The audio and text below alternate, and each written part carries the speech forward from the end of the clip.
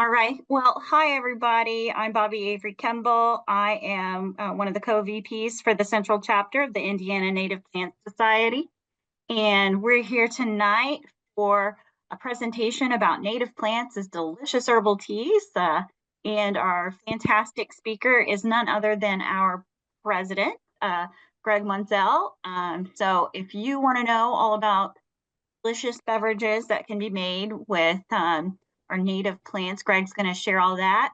Greg is the co-founder of Persimmon Herb School.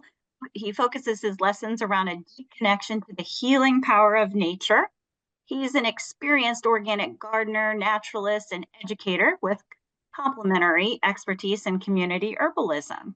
While traveling his own personal healing journey, he found his traditions and built Persimmon Herb School as a way to share these powerful practices with our community. And again, he's our fearless leader for the Central Chapter. And so with that introduction, welcome, Greg, and take it over. Thank you, Bobby. I appreciate it. Thank you so much for that warm introduction. And thank you, everybody who joined us tonight. I'm really excited to be here with you and get to make some teas with you. I do have the kettle going, so if you hear like a little mild hissing in the background, that's just the water warming up. I hope it's not a distraction for you, and soon enough it'll be over. I'm going to share my screen and start with a little slideshow about the plants that I'm going to make tea with you with tonight. And then I will demonstrate how I like to make a good cup of medicinal tea. It might look a little different than if you're making a cup of green or black tea. So we'll kind of cover that. What's a good, high strength medicinal tea look like? And then we'll have question answer time while it steeps, and then you can watch me drink it. Unfortunately, you can't enjoy it with me tonight. But another time, maybe we can have tea together in person, IRL. Okay, so here I'm going to share my screen.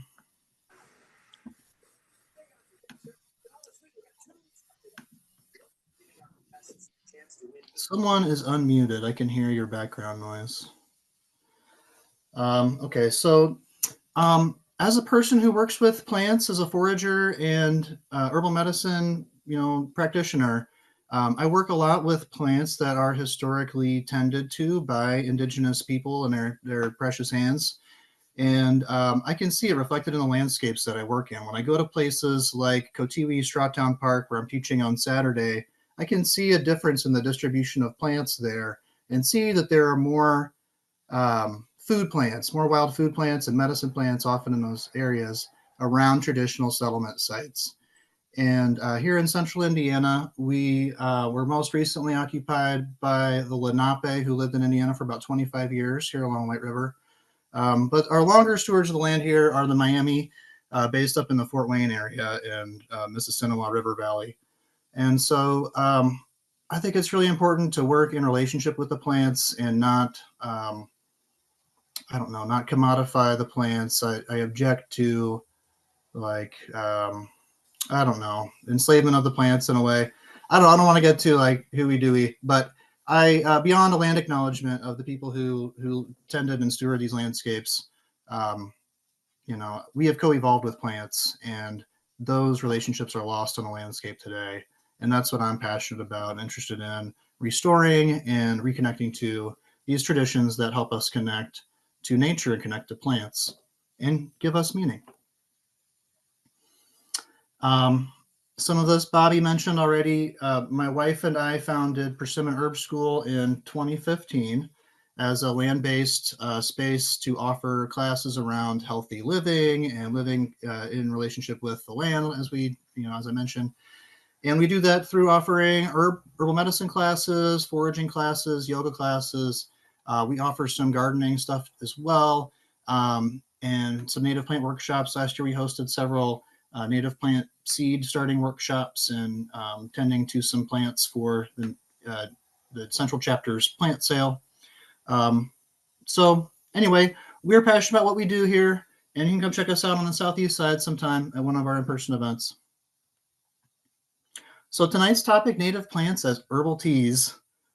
Let's make some. I'm super excited for it. I like to think about making tea, it's like the nectar of plants, but we have our own way to get it out. We don't have the proboscis that this monarch has to be able to get in there and sip the nectar from that delicious New England aster. But if you get it at the right time, usually on a nice, warm, sunny day, and you take a few of those nice New England aster flowers, right, that they're kind of early anthesis stage, and squeeze them, like smell them, sniff them, you'll notice there's a fragrance, there's an aroma there. And that's part of like what the flavor of that nectar is for those lovely little butterflies. I don't know if they experience it in the same way that we smell and taste, but it's definitely a chemical that's there. Um, and you can make tea with it.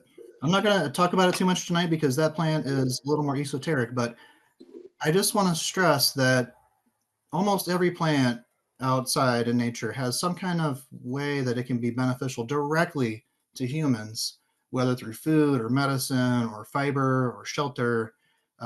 There are just immense ways that the plants benefit us besides, you know, producing our oxygen and sequestering carbon, all the wonderful things that they do.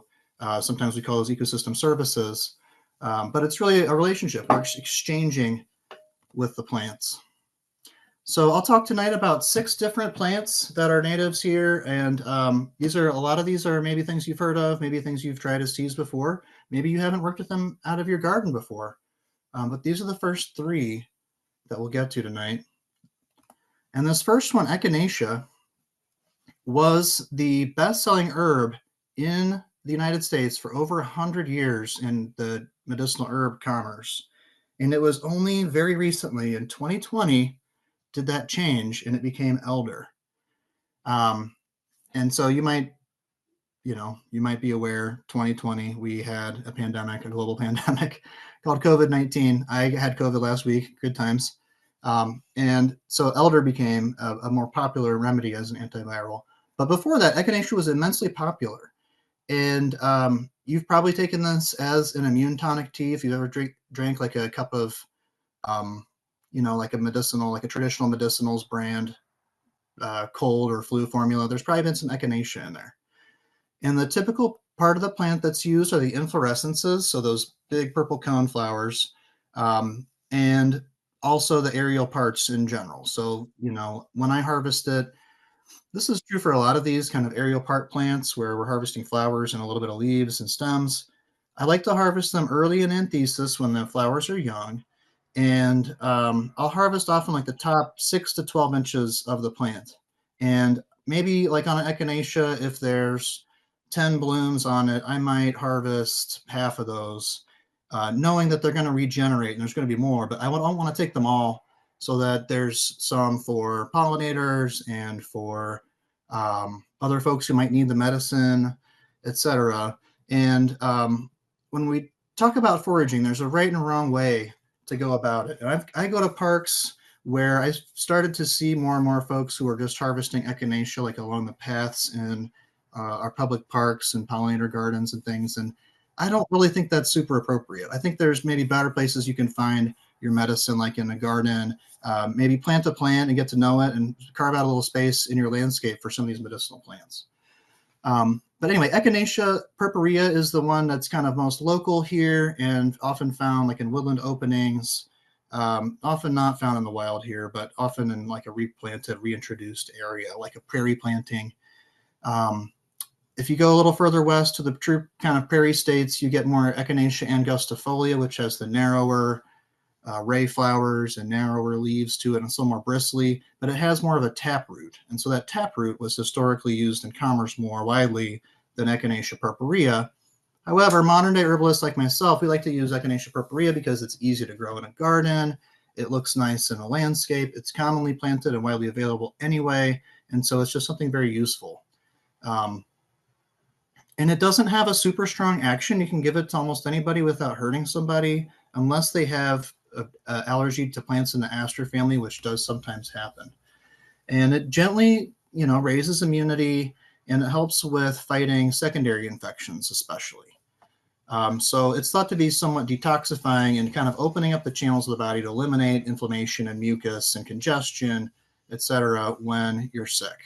So historically, there's more like Native American use around the plant being poulticed topically on things like snake bites, where you have a really toxic condition Or we used it in a clinic when I was in herbal medicine school for staph infections. And so we poulticed it on topical staph infections after cleaning them up really well. And you can really see a transition in the way that the tissue responds to the infection so that it heals better. Those kind of things are kind of hard to define from a chemical perspective in the plant, what's really going on between the chemistry of the plant and the tissue in a person. But in general, it's thought to be kind of anti-inflammatory, immune stimulating, and it can be really pain relieving. I once tried just eating an echinacea flower, like the whole cone, and it made my mouth numb for almost 2 days. So that goes to demonstrate its practical application for toothaches, which is one of its historical uses, because it is quite numbing in that quality. There's a recent study that was done that found an association between the microbes that are found in the spaces on the stem. So if you take a echinacea and you harvest the stem, you'll find there's a hollow section, and particularly like below the flower head. And in that space, there are bacteria and microbes that live in there, and they may actually be responsible for some of its medicinal benefits. So testing with it in the clinical application has been mixed, but historically, traditionally, is a very widely used plant for good reason, because it does help people kind of get over things faster. I'll talk more about kind of how I work with it as a tea when we get to making teas in a few moments. Next plant is bee balm, and there's several species that occur in Indiana. Monarda fistuliosa is the most widespread, or purple spotted bee balm, and you'll find it in prairie restorations and prairie plantings. If you have plants from the Holiday Farms subdivision, I found it growing along the stream there in probably a local genotype that looked a little different with red veins. I don't know if folks got that plant or not, but cool plant.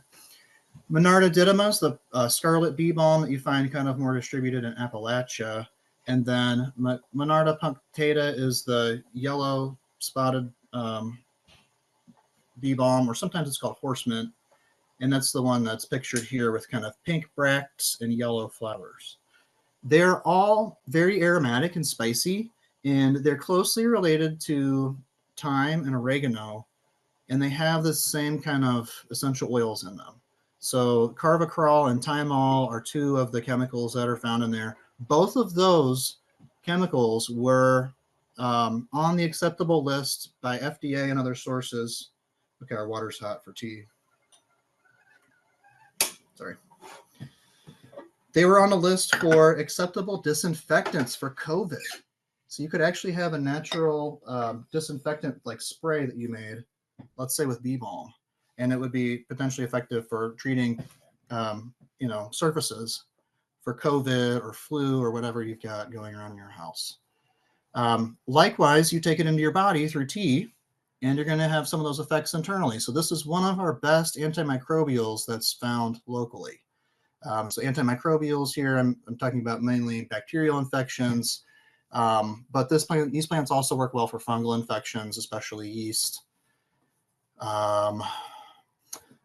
I used this when I had Lyme disease, and it did seem to help with bringing down the fever and kind of symptomatic relief with some of the immune response that comes with Lyme disease, but it was definitely not enough for the bacteria of Lyme. So, when we think about this as an antimicrobial, it definitely has its limitations. It's not going to, keep you from dying from staph if you have a really bad staph infection. But early on in an infection, and you're still at the stage where you might think about treating it at home before you go to a doctor, it's something worth trying. And so that's kind of how I think about approaching herbal medicine, is it's like, let's have this do-it-yourself step that you can try these things, and you can kind of, take some power for yourself in your own treatment by using some of these simple herbal medicines that grow maybe right here in your pollinator garden. I have used it as a spice. It's a little bit bitter and a little more pungent than oregano or thyme, but for a wild food preparation, it's fantastic seasoning. And part of its action, it helps bring down fever by increasing peripheral circulation. So it's a diaphoretic quality. So if you think about when you have a fever and the fever breaks, you sweat. and that's your body's way to release heat at the surface. And so that's part of what this plant stimulates. It helps you release that heat to the surface. I'm not going to read all these to you, but if you guys want a copy of this presentation, I can send it to you for some of the text in it if you want to look at that. Goldenrod's an excellent plant, of course, widely distributed. This is not something people think of for conservation, but you probably have this in your backyard or a planting near you, whether you want it there or not. And with goldenrod, it's one of these plants that maybe by using it a little more widely, we can help keep the species in check a little bit better. The flowers that we harvest won't become seeds and new plants elsewhere. So something to think about as you're thinking about your comfort level with harvesting wild plants, especially natives out of the landscape. Foraging can also be a way to manage, I think, plant populations by, again, kind of selecting for those that you want to be there and harvesting some that maybe you want to help keep in check. So goldenrod would fall into that category. And goldenrod was once a pretty widely used remedy, and it's a fairly good decongestant. It gets a bad rap in popular kind of myths about allergies, that it gives you allergies, which you probably already know. Really a ragweed allergy that blooms at the same time with kind of, green flowers that you don't really notice compared to the really showy goldenrod that's blooming around the same time. But goldenrod can be used to treat those same allergies, and gathered when it's, again, that early anthesis stage, when those little flower heads are just starting to open, and you still have more of them that are in bud maybe than are actually open. That's the right time to harvest goldenrod. And personally, I like using the Euthymia species better, and for teas. So Euthymia is the genus of goldenrods that are the flat-topped inflorescences, so the arrangement on the right-hand plant there, where all the flowers are sort of arranged in a flat cluster, rather than the one on the left here that has more of like the panicle sort of plume shape to the overall inflorescence architecture.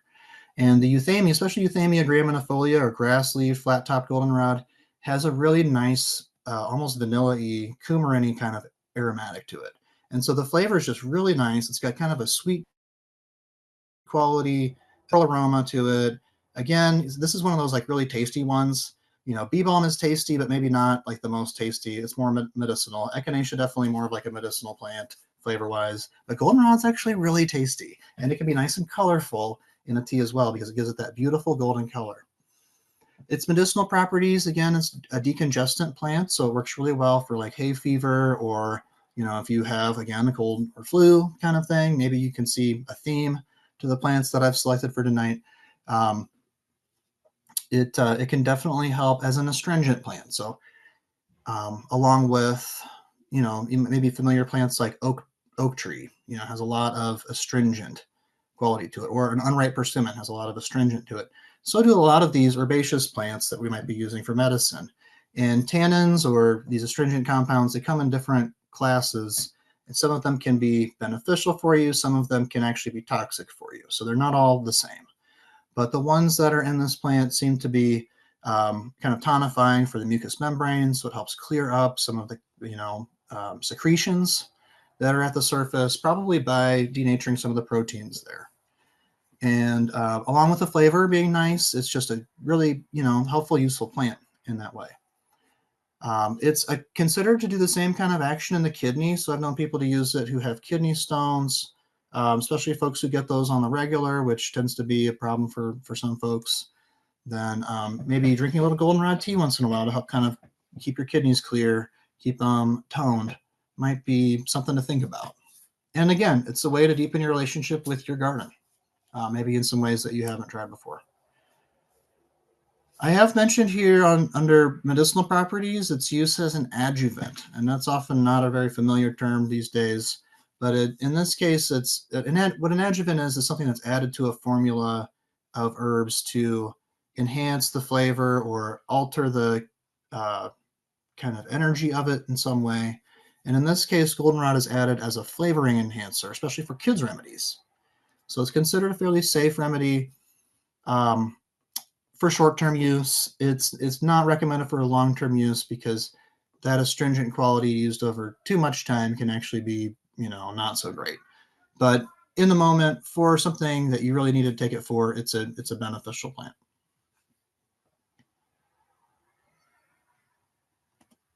Any questions so far before I keep blabbing about some other plants?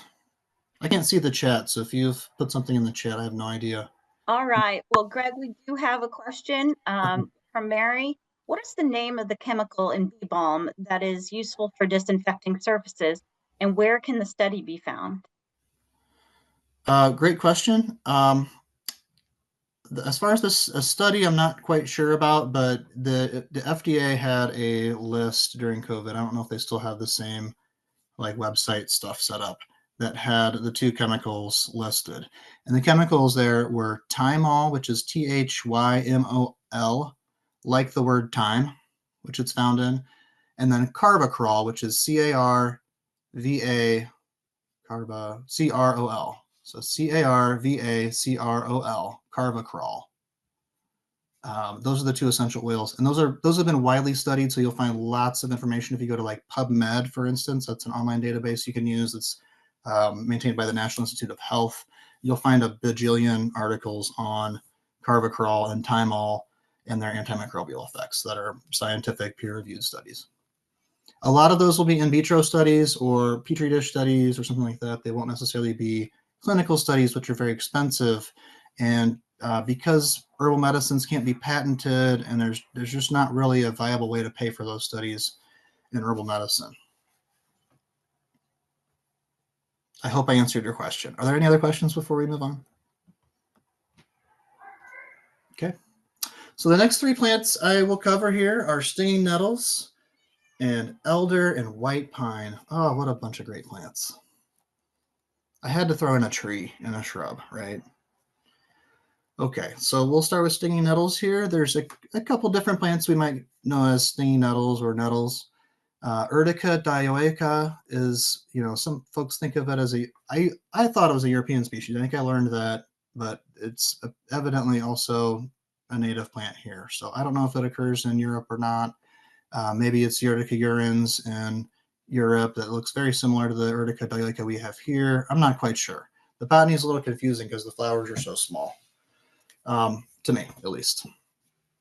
But Urtica dioica is the one kind of most commonly used in herbal medicine, at least in the European traditions. Laportia canadensis, which is pictured here on the right with a more egg-shaped leaf, is found in our local forest. At least I hope that's the right plant. I don't know. I put this together today during one of my classes, and I'm not quite sure that's the right plant, but hopefully it's Laportia canadensis or wood nettle. And wood nettle has flowers instead of in the axils like the Urtica on the left. The Laportia has flowers that are terminal at the end of the growth, and they have sort of an antler or staghorn kind of look to them. They're really cool looking flowers. These plants are really nutritive and medicinally get used for a bunch of different things, from like hay fever to helping with rheumatic kind of like autoimmune type conditions, and then also more nutritive aspects where it's traditionally used as like a pot herb, just boiled in water with broth, like to make it into a broth, or eaten with soups and things like that, because it's just high in minerals and vitamins and such things. And so it's helpful for anemia and for expectant mothers in that way, to help with just getting more nutrients into somebody. So I've used it in that way sometimes for folks who are really deficient and maybe they just don't want to eat vegetables. They've never eaten a vegetable in 30 years. And so, but they'll drink teas for some reason. And so you'll give them teas and give them some stinging nettles in there. And it can kind of help make up for some of that lack in the diet. It won't make up for the dietary fiber, but at least some of the microminerals and stuff will be in there. There are some really interesting stories about nettle seeds being used in cases where folks have kidney damage and are on dialysis, and folks getting off of dialysis. And I think that's really fascinating. And I don't know that there's clinical studies on that, but there are a lot of anecdotal stories that you can find about that use of nettle seed. This was one of the first herbs that I worked with medicinally. When I was 17, I got a cat that had seasonal allergies in the springtime. And one of my first mentor, the late Thor Connor, who I lost last year, um, he recommended giving my cat some nettles and see if it helps. And so I got capsules of dried stinging nettles and I sprinkled it on his food. And sure enough, it would help him with his like sneezing congestion that he had in the springtime. I don't know if you've ever seen a cat with springtime pollen allergies, but it's pretty pathetic when they're just like sneezing and runny nosed and a mess. So that was one of those moments of clarity for me. I was like, wow, these plants can do something. There's something kind of cool going on here. They're not just, pretty flowers or something. Um, I don't think I have some of the right information here about this. Like, useful plant parts are not the daisy-like flower heads. Useful plant parts are leaves and flowers, but mostly leaves in this case. Um, it does help with pain. I'd say it does help with pain. It is supportive for skin and hair. Fair enough, but I think that's from a different plant that I had on a previous presentation. But yeah, definitely because that nutritive action, it does help with connective tissue stuff for folks who have connective tissue issues. Here's elder, the glowing example of herbal medicine today. So this is the best-selling remedy in the United States right now. Historically, the flowers and berries are both widely used. And this is one of those plants that I wonder if there's a human ecology connection. Because when I harvest the flowers from my elderberry, I get a lot better germination of the flowers. So, not germination, that's not right. What am I saying? Fertilization.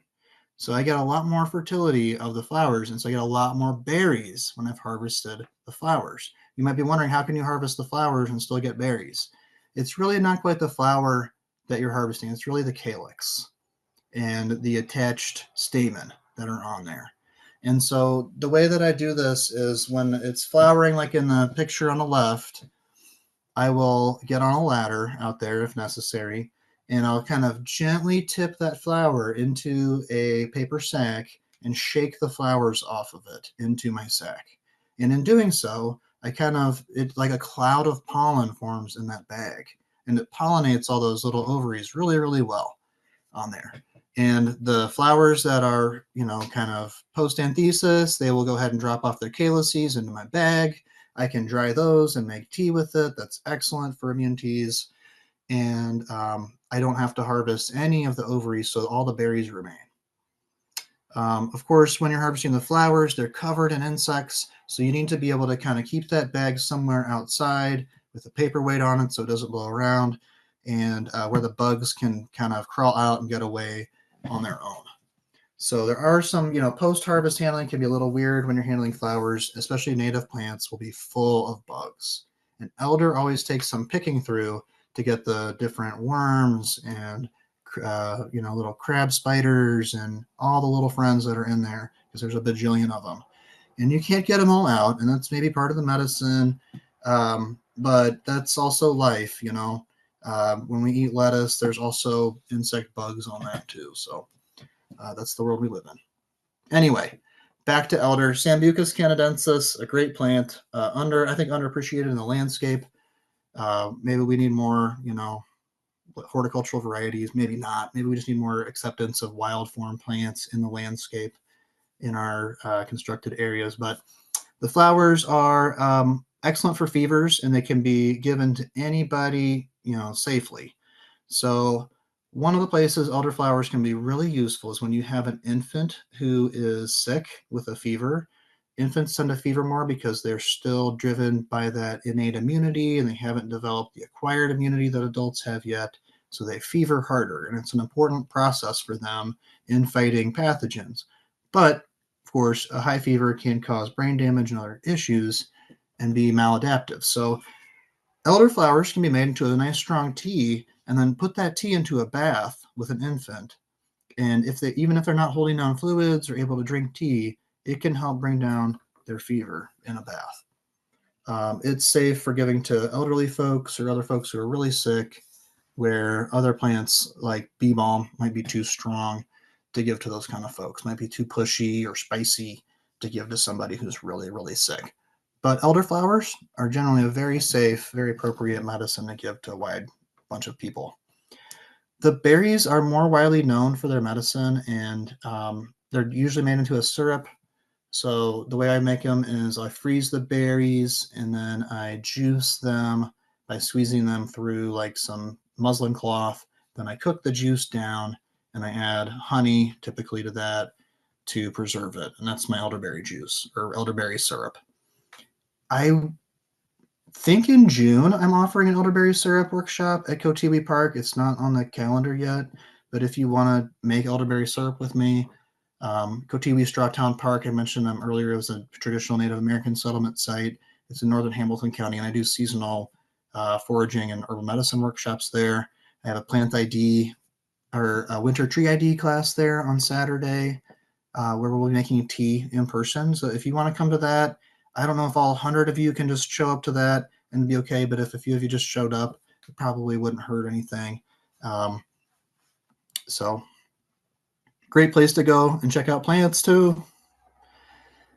The berries, because of their dark red pigment, those are proanthocyanins. That's a type of tannin. So I mentioned tannins earlier in the context of goldenrod being an astringent.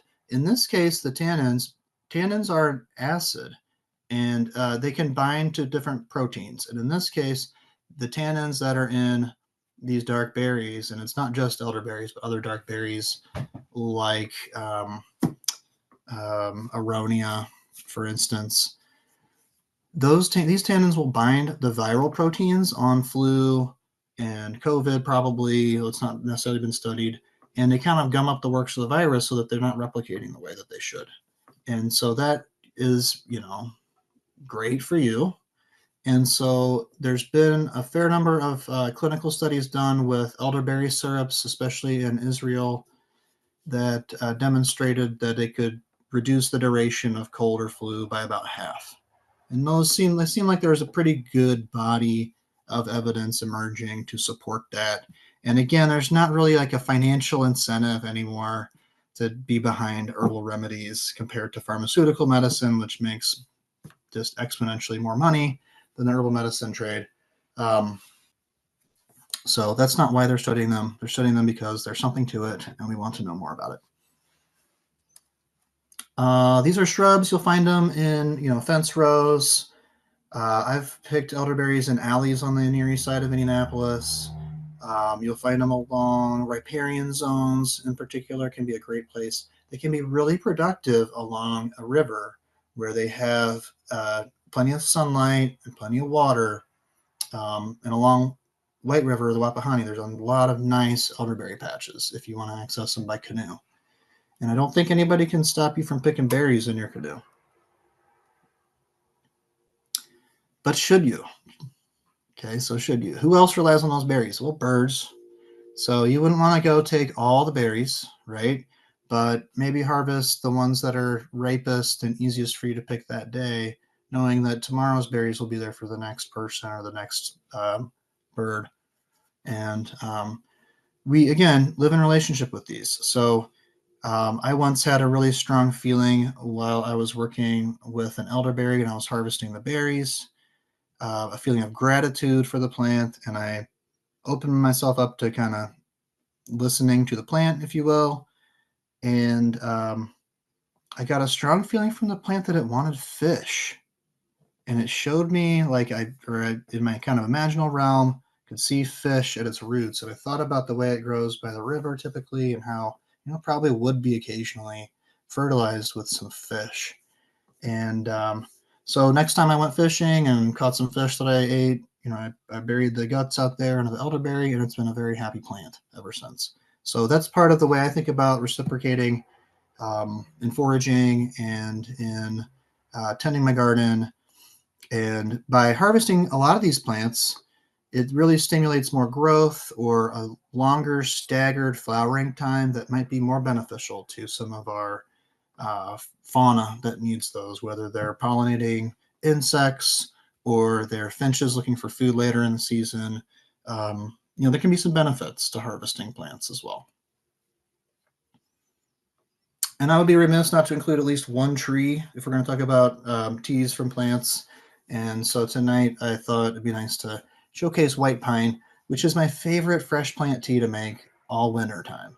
And if you came to our social event that we have for Central Chapter in January, I brought a big pot of pine tea. You might have thought it was water or something else and ended up with it. I hope that it was okay for you if you tried some. It's just my favorite, and it's like nothing says winter to me like white pine tea. And I just love the evergreen nature of it, that I can go out and it's a soft wooded tree, so there's often branches on the ground that you can just pick up like I did tonight, and you've got your your tea right there. Another useful part of white pine are the pollen, and so these on the right hand picture here are picture the microstrobili, or the male flowers on the white pine, the male cones, if you will. And when they're pollinating, boy, they can like shower your car with pollen. And you can go up into the tree with a little bowl, and you can shake, kind of like I was talking about with the elderflowers, shaking them in a bag. You can do this with cattail pollen, but pine is another excellent tree to harvest pollen from if you're not allergic to it. And you can shake that pollen off into your bag, and then you can use that as like a supplement in food, similar to bee pollen, only it's more testosterogenic. So white pine in particular is very kind of speedy, stimulating in its quality, and is yeah, good for male health, especially kind of later in life. I think also probably for trans male health could be a beneficial plant. Definitely helps with energy. Definitely very like active vibe to it. The leaves though, so if I make tea with the needles, that's going to have more of like an immune system kind of effect, somewhere kind of similar to bee balm, in that it has a lot of aromatics from the resin of pine. So it's really an oleoresin, but it's found in all parts of the plant. And so by chopping it up a little bit, you can open it up and let that resin out. And just like when you walk into a pine grove and you can just kind of feel yourself taking deeper breaths, it does that when you make tea with it too. And so it helps with breathing. It's an excellent antimicrobial. There's a lot of tannins in it as well, so there's probably some of that action. And historically used for glue, used as an incense plant. And Indiana is really native, restricted nowadays to cold ravines and kind of like ice age refugia plant communities. But in southern Indiana, there are pretty widespread white pine plantations still, with some recruitment of young individuals. I usually get it from landscaping, parks, my neighbor's yard, that kind of place. Okay, we're going to make some now. I'm going to stop sharing. And I've been blabbing for long enough. Okay, hopefully you can see me now. Do we have any more questions from those last few plants? Or Yes, Greg, and I actually have two questions. So, how would you describe the flavor of white pine tea and pollen? the pollen is cheesy and yeasty, I would say. Proteiny, kind of maybe as expected. And the needles are, piney. They're very much piney. They're very, aromatic. It's pinene is the one of the chemicals in it, alpha pinene. Um, yeah, the kind of classic wintergreen flavor. And I like to, I'll demonstrate this when we're making tea, but I like to chop up. Here, I've got some pine, right? So white pine, you've got these bundles of 5 needles, and that one has 5. Okay, I thought I had 6 for a second. So yeah, 5 needles per bundle. And if you chop up the whole little stem with it here, this section has more of the astringent part in it, and it has more of the pycnogenol, is one of the compounds that's in the bark. And it gives the tea a pink color. And it's really pretty, and it's a little more astringent though, and a little bit more bitter, but I think it's a little bit more like potent at that stage. We've got some more questions about that. When foraging, do you ever worry about uptake of heavy metals from the soils in more urban areas?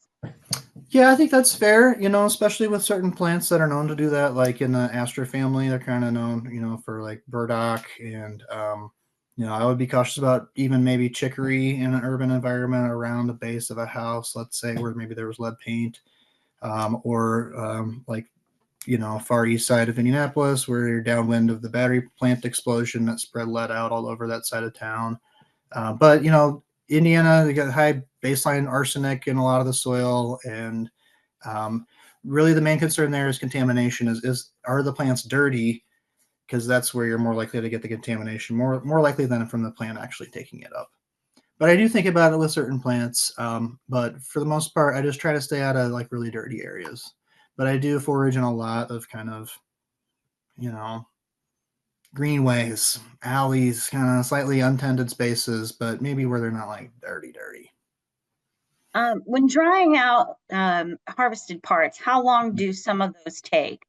Do most flowers take the same amount of time?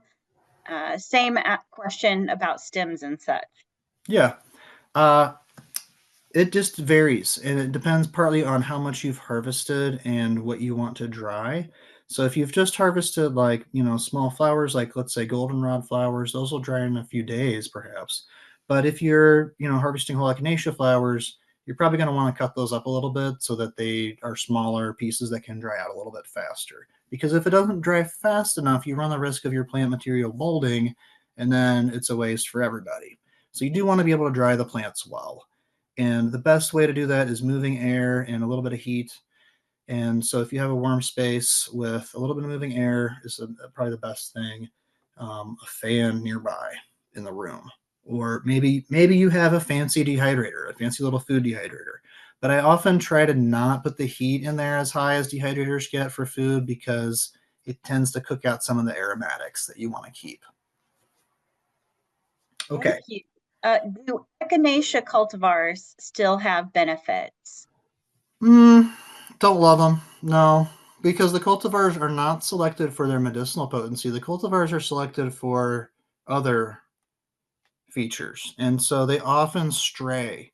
They often stray away from their kind of medicinal potency. And so I do try to stick to wild form plants as much as I can when it comes to these things.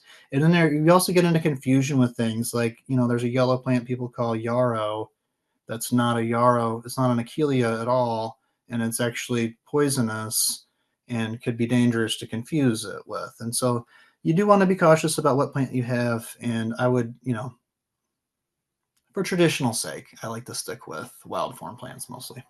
And that would go for elder. There's some different cultivars of elder. I haven't experimented with them to see are they still like the same kind of aromatics in the flowers or not. It's a lot of work to mess with these plants, and so I've made enough mistakes and had enough harvests that had to go in the compost that I don't want to do that anymore. So I do try to stick to what I know works. Two more questions and then we'll let you Okay. demonstrate the tea. How are we doing on time, by the way? Are we going till 8 or Oh, 8? we're fine. Yeah, we can go till 8. Yeah. Till 8. Okay. Okay.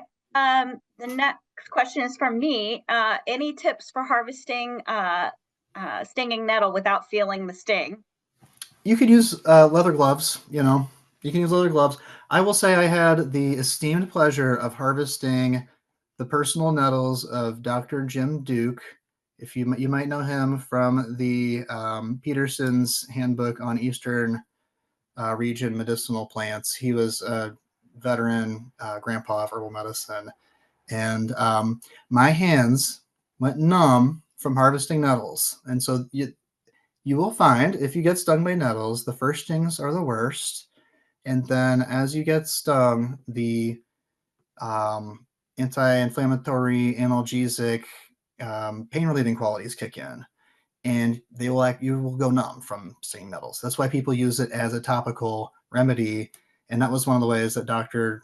Duke would use it, is he would, whip his shoulders with it when it was fresh. Then he also needed it for teas and stews and stuff in the wintertime to be able, because he had chronic Lyme disease. So, use leather gloves or learn to like it. Maybe you'll like it. Some people really like it. Funny enough, my son went to White Pine Wilderness Camp and they taught him how to harvest stinging nettle without getting getting stung, and that's Uh-huh. actually he loves to eat it. He thinks it's delicious. So Yeah, that's a that's a fun cool flex. I planted the patch of nettles that's there at White Pine on the corner. yeah. Yeah, if you approach it from below, you can kind of get in there, you know, because the hairs kind of stick up like this. So if you get in there below, you can, you know, be able to pluck a little bit, and then you can break off the little trichomes and munch it if you want. But Um, the last question from Jane is, what's the best way to store dried plant? in a jar. So dry it out really well, and you want it to be crispy. You want the plant to crunch, but then from there, I go to Ball State University, haha, with ball jars. Oh, there you go. You can see it there. So this is elderflower in a jar. This is from, I think this is 2019, and it's still nice and fresh and smells great. So it's kept for years. Not all plants will keep for years. Lemon balm, you'll be lucky to get a year out of it in storage, and then its aromatics just dissipate, and it's not, you know. I shouldn't be talking about lemon balm probably on a native plants thing. So anyway, moving on. I'm going to move my camera a little bit so you won't see my beautiful face anymore, but you can see what's going on with this. So there we go. So you can imagine this is my teapot. I'm just going to use this mason jar, and we're going to add some herbs. So let's see. We started with echinacea. So I've got echinacea.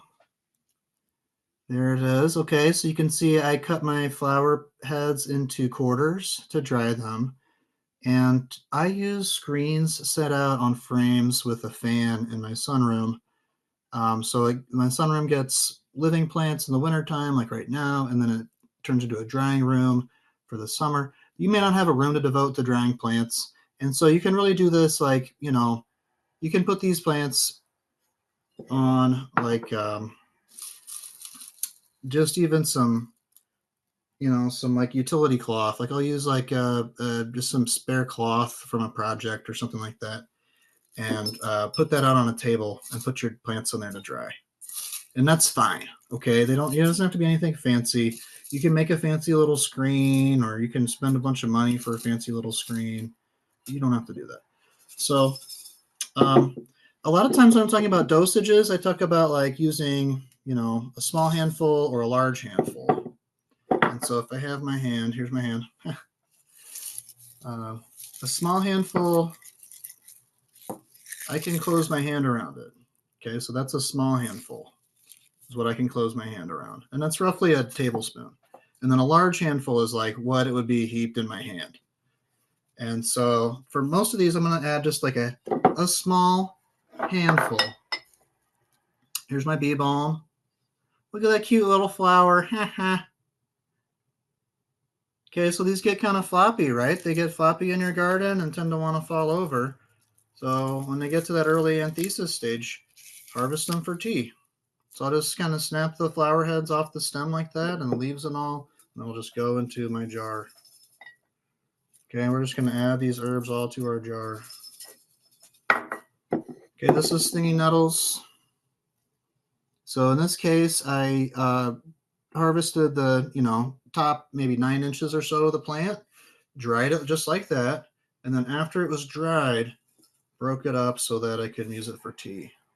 I use a screen that is a 1/4 inch mesh, and it fits on top of a 5-gallon bucket. We'll add a few nice handfuls of that. Fits right on top of a 5-gallon bucket, and you can just kind of rub the herbs through, and it's a great way to clean them for this sort of tea cut. That's the standard tea cut, is rubbed through a 1/4 inch screen and then sifted for the powder to remove the powder. And that's your standard tea cut for herb commerce.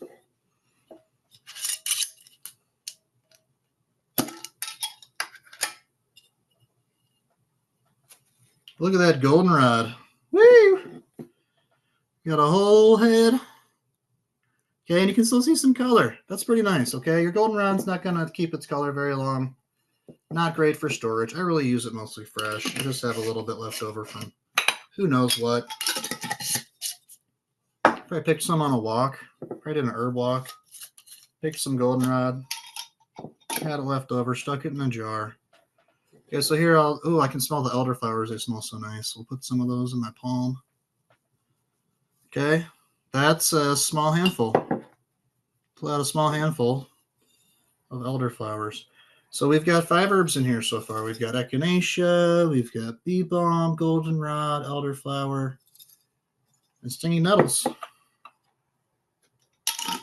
And we have one more. This is our only fresh plant. And I really like working with the fresh plants, and that's pine. Okay, so again, I just kind of got these guys off the ground. And I'm going to use, here's like, these are little shoots with needles. I've got like 5 of those that I'm going to put in here. That's 4. Okay. And probably my favorite way to chop these up is using pruners. So I'm just going to use these. They're not very clean. Sorry. You're not going to drink it.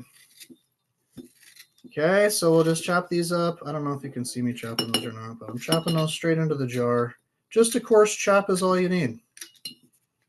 Don't overthink it. Okay. And now the magic happens. We'll put the water in here. Hopefully you can see this. I can kind of see what's going on. Yeah. Oh, it smells so good, you guys. You'll have to take my word for it. It smells like pine and elderflower, and that bee balm starting to come through a little bit. Okay. Now we're going to put our lid on. So we talked about aromatics in terms of how these plants work, and those aromatics are volatile. They're the essential oils. So you've probably heard that term. A lot of people talk about essential oils, which I don't use much in herbal medicine. We could talk about that if you want to, but the essential oils that are in the plants that are like present naturally, they will also volatilize out with the steam, and so they'll drift away. So you want to have this covered with something airtight. So hence the solid ball jar makes a great option for brewing tea. This is really hot. I don't know why I'm just holding this, but good to agitate a little bit. So we'll let that steep. And for medicinal teas, I like to let it steep for 15 minutes. So we may not have quite that much time left. That's okay. We can pour a little bit before it's quite fully ready, and we can sample it. I'll have to let you know what it's like. But do we have any other questions while we're holding? And it can be questions about maybe clarifying stuff from what we've talked about so far, or if you have a plant you want to know about, or a condition that you want to know about, you're curious about tea, we can talk about whatever you want. So we have a question from Brandon. How can I tell if the echinacea or elder in my yard are cultivars?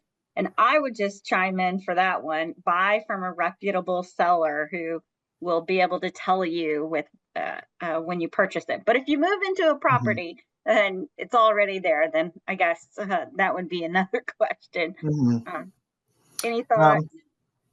I mean, if your echinacea is red, it's a cultivar that I would probably avoid. If it's, you've got one of the just kind of standard purple ones, it's probably okay.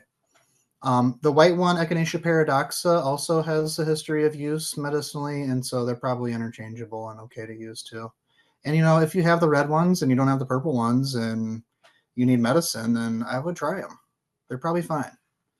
But again, they're not bred for that purpose. And so sometimes they do drift away. Like the pink yarrows and other kind of like red yarrows, they don't have the same kind of quality that the white sometimes there's a little bit of pale pinkness in the white ones from the azulene, but the kind of standard white wild form yarrow. So it does depend.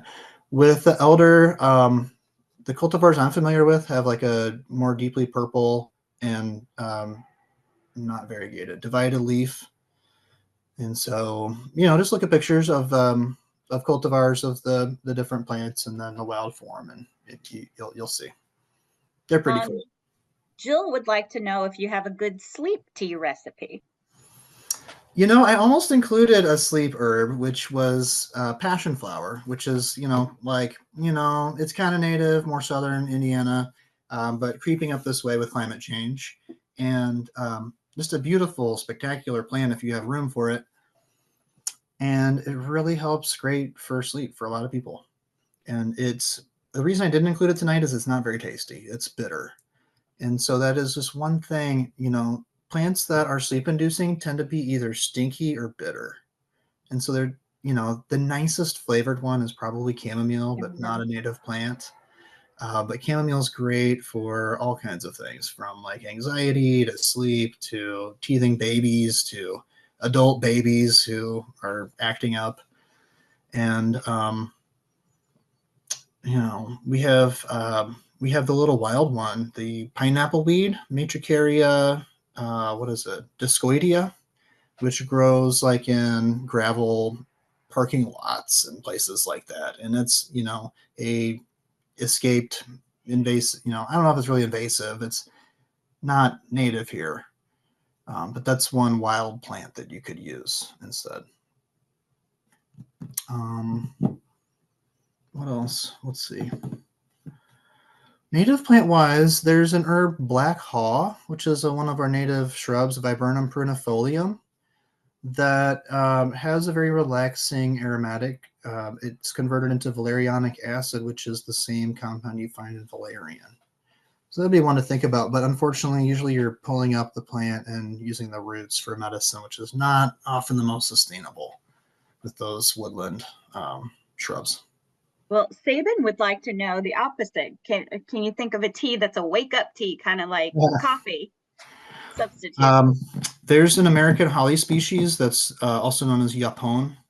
That is like our only native plant source of caffeine.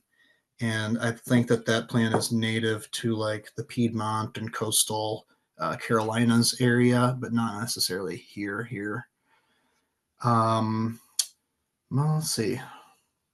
Some people say that cleavers, because it's like Rubiaceae coffee family, that it's stimulating if you roast the seeds. I heard that from Black Forager from Nicole, but I don't feel it. I don't notice it. Maybe it's because I drink too much coffee, but I don't notice that. I'm kind of blanking right now on what would be particularly stimulating. Maybe sassafras is kind of stimulating, like the twigs, because they're so high in limonene, which is kind of stimulating. Mary has a question for you. Are there any books or resources that you'd recommend as trustworthy herbal medicine references for the group to use? Yeah. Or when are you coming out with your book about the herb of the native one? Well, thank you.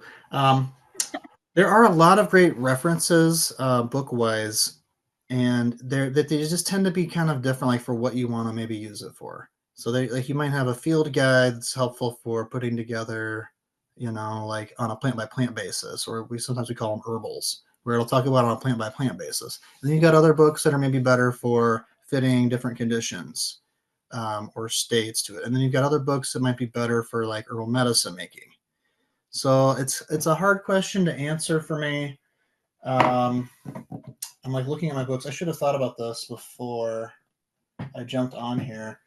Here's kind of the classic one that in the English language, this is the oldest English language herbal, Culpeper's Complete Herbal. And this was scandalous when he published it because medical literature was all supposed to be in Latin so that commoners couldn't use it. And so this was written in the English language, which was he lost his pharmacy license for. And it didn't matter because he was successful enough and he sold enough of his book that he had a successful career. But the pharmacist tried to get rid of him. So it's like, it's been a lot of issues between pharmacists and herbalists for a lot of hundreds of years now. And last question from Sarah, because I know we're nearing our end of our time. Where'd I go? Oh, do you ever use common or giant ragweed for tea? Oh, yeah. I, not so much for teas, but I make extracts, particularly with common ragweed, which is Ambrosia artemisia folia. Great native plant, native weed, and used, I gather it before it starts to flower, and I use it for the same kind of conditions it causes, like upper respiratory allergies and congestion. And it works really well as an upper respiratory astringent. So it's not really been long enough, but I'm just straining a cup of tea because time's up. and I don't want to keep you. I respect your time, but it smells amazing. So this is something, as you might expect from what we discussed for each of the plants. You might use this as like an immune system tea. And so you might be able to, prune your garden, keep your garden, maintain it a little bit for the pollinators, and then have these leftovers that you're able to save instead of just going on the compost pile. And then you can enjoy your cup of tea with your friends. And Mary would like to know a way to contact you. Should she reach out to your school's website? Yeah, you can email me as a reasonable way to go, greg@persimmonherbschool.com. Thank you so much, Greg, for speaking with us. And just to remind everybody, we did record tonight, so this will be available on our YouTube channel. We usually are pretty quick at getting those up. So be checking on the Indiana Native Plant Society YouTube channel, and you can watch us again as many times as you'd like. And one last thing, I'll just announce what's coming up on the horizon for other chats. We've got native plant habitat during wildlife baby season on March 20th. You can learn what to do if you find some orphaned babies in your landscaping. Since we're inviting nature in, sometimes we'll have to tend to it. April 3rd, we're going to have Project Wingspan present on working together for vital habitat and best practices there, so you can register for that one. And then I just tonight finalized May 6th for a speaker from Jerry Ann Albers to do a presentation about fur bearers in the state of Indiana, so you can find out about our native animals and their habitat needs in urban environments. With that, Greg, thank you so much for everything, and everybody enjoy their evening. Stay warm. Thank Take care. you. Thanks for being here.